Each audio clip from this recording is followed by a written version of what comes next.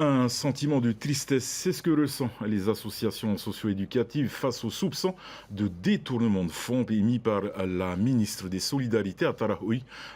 Profondément contrariés, ils ont tenu à rappeler qu'à défaut de visibilité sur les financements, ils ne peuvent pas engager de nouveaux projets. Reportage Meretiato.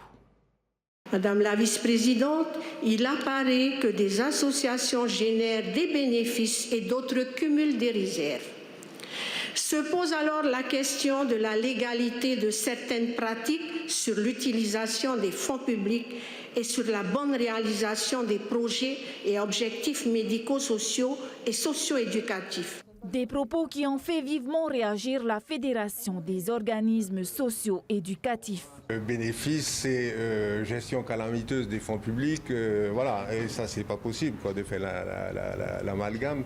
Voilà, c'est ce qui nous met en colère, hein, au principal, hein, dans cette réponse du ministre à l'Assemblée de la Polynésie. Parce qu'en face, on a des salariés, on a le public accueilli, on a des donateurs. C'est se tirer une cartouche dans le pied que de parler ainsi de nos associations avec une gestion douteuse des fonds publics. On ne peut pas laisser passer ça. Non, c'est pas acceptable. Au total, 238 salariés et 89 bénévoles s'activent pour accompagner près de 8000 personnes dans le besoin au sein de 14 foyers. Toute une armée qui attend des directives claires et une meilleure visibilité sur les budgets alloués. On est financé par 12e, soit, mais aucune boussole.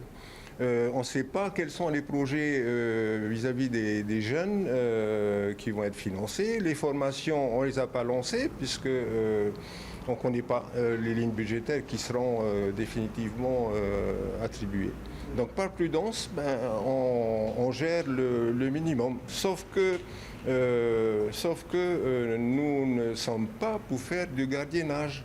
Nous sommes des établissements spécialisés avec des projets d'établissement et des projets pédagogiques et éducatifs en fonction des publics accueillis. Et à force d'attendre, la fédération commence à perdre patience.